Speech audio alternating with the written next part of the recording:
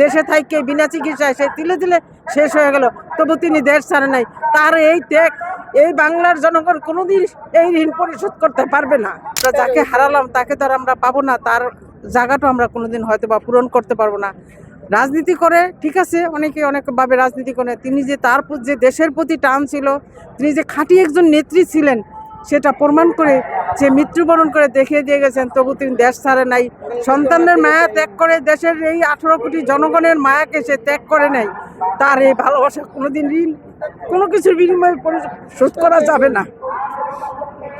আমরা আমার নেতৃত্বকে অনেক ভালোবাসি, সেই ভালোবাসার টানেই আজকে আমরা এখানে ছুটে আসছি। আমরা জানি মহিলাদের জানাজার ব্যবস্থা অংশগ্রহণ করে না, তারপরও আসছি যদি আমরা একটু দেখতে পারি, শেষ বিদায়ের বেলায় যদি তার কাছে থাকতে পারি, এই জন্যই আমরা এখানে ছুটে আসছি। তার মৃত্যুর জন্য তারাই দায়ী, তারা যে নির্যাতন করছে তার শাস্তিও সে পাবে। সে তো তার তো 18 কোটি জনগণ ভালোবাসে, আর তার 18 কোটি জনগণ তারকে ঘৃণা করে। সে অন্য দেশে যে সে আশ্রয় নিছে, আর আমার নেত্রী তো দেশের জন্য মৃত্যুবরণ করছে, দেশের মাটির জন্য মৃত্যুবরণ করছে। আমার নেত্রীর মতন ত্যাগ স্বীকার করা তার মধ্যে কি আছে? তার মধ্যে কিছু নাই, তার মধ্যে তো কোনো মানবতাই নাই। তার মধ্যে যদি মানবতা বোধ থাকতো, আমার নেত্রী কি তার সম্বন্ধে কোনোদিন একটা খারাপ কথা বলছে? করে নাই। সে দেশকে ভালোবাসে, দেশের জনগণকে ভালোবাসে, সে তার সম্বন্ধে কোনো একটা খারাপ মন্তব্য আমার নেত্রী করে নেই। আমার নেত্রী দেশের জনগণকে ভালোবাসে, দেশের জনগণের জন্য, দেশের এই সন্তানদের জন্য সে মৃত্যুবরণ করলো। দেশে থাইকে বিনা চিকিৎসায় সে তিলে তিলে শেষ হয়ে গেল, তবু তিনি দেশ ছাড়ে নাই। তার এই ত্যাগ এই বাংলার জনগণ কোনোদিন এই ঋণ পরিশোধ করতে পারবে না।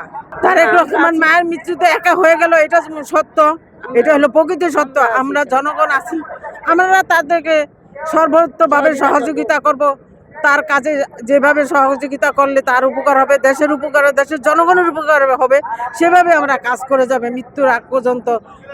তার পাশে আমরা থাকব। আসলে যার যার শূন্যস্থান সেই পূর্ণ করব, কিন্তু তারটা পারবে কিনা একমাত্র আল্লাহ পাকই সবচেয়ে বেশি পারেন। তবে আমরা আশা করি সে ইনশাল্লাহ আল্লাহর অশেষ রহমতে তার ভিতরে সেই মন মানসিকতা দেখ, আমরা দোয়া করি সে যেন তার মায়ের শূন্যস্থান পূরণ করতে পারে। দেশনেত্রী বিশ্বের মধ্যে বিরল, আরেকজন বিরল হওয়ার চেষ্টা করবে।